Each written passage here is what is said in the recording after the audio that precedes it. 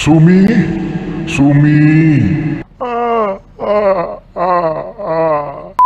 Sebelumnya Falcon Black telah ngeluarin juga film horor Bayi Ajaib yang ya masih kurang, dan kali ini para betina pengikut iblis menjadi film kedua rumah produksi ini yang emang fokus Falcon Black untuk film horor thriller gitu. Pemainnya ada Mawar Diong, Hanggini, Sarah Fajira, Adipati Dolken, dan lain-lain. Lumayan menjanjikan ya dari cast-nya. Oke, singkatnya nih film tuh nyeritain tentang Sumi yang pengen cari tahu tentang ibunya, tapi bapaknya dia nih punya rahasia yang sampai akhirnya rahasia itu dibuka lah. Dan Sumi ini salah satu dari 3 betina pengikut iblis yang ternyata ketiganya ini saling berkaitan. Memang sebagian besar nih film tuh tentang Sumi, tapi sebagai pendukung buat menjembatani konflik utamanya terciptalah 2 betina tambahan. Agak aneh ya bilangnya betina, tapi ya emang masuk akal kalau alasan dipilihnya kata betina untuk judul film ini karena kata wanita ataupun cewek terlalu mulia. Ya masih sedikit masuk akal walaupun tujuan utamanya mungkin hanyalah marketing.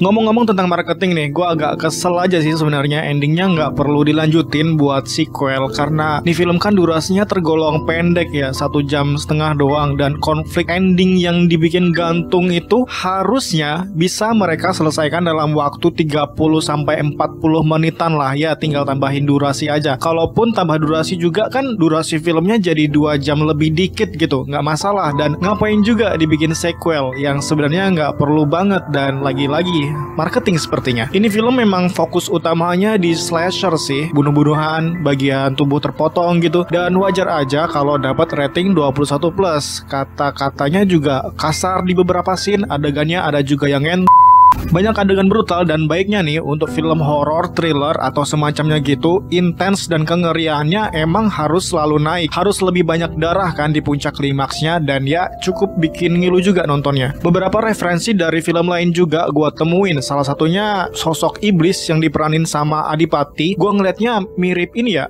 Voldemort ya gak sih, yang di Harry Potter gitu. Dari pakaian dan cara ngomongnya tuh mirip. Terus ada scene Makmum dan Pengabdi Setan 2 juga di sini dengan adegan sholat gitu. Kodrat pun ada. Entah kenapa setelah film Kodrat tayang, film horor Indo tuh banyak yang ngikutin ya, dari gimana nyelipin ayat-ayat suci ke dalam filmnya, dan dialog tentang dosa, terus ngomongin tentang kemunafikan manusia juga. Rako Priyanto sebagai sutradara dan sebelumnya juga menggarap Bayi Ajaib di rumah produksi yang sama, dan cast yang hampir sama juga melibatkan Adipati dan Sarah Fajira.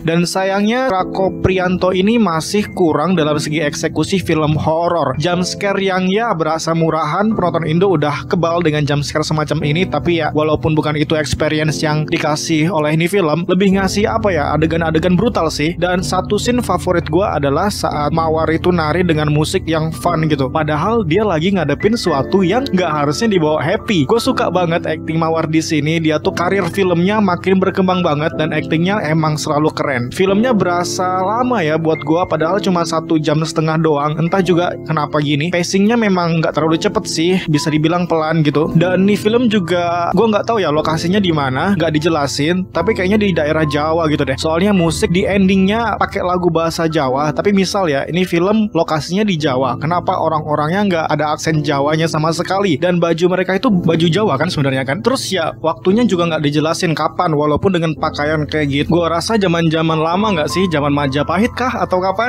Karena listrik juga nggak ada kan. Tapi gue bingung kenapa ada freezer ya, atau itu freezer tradisional kah?